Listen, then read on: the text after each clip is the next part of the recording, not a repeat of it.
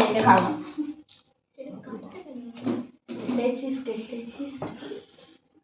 দিদিকে দে, দিদিকে এটা কাটতে দে। ধারে পাশে যায় যা কেটে দাও খা আরে আরে চাকু থেকে ওঠা বাবাকে মামাকে আমি খাইয়ে দাও হ্যাঁ বলিস না ছোট ছোট করে কাটো না। আমা।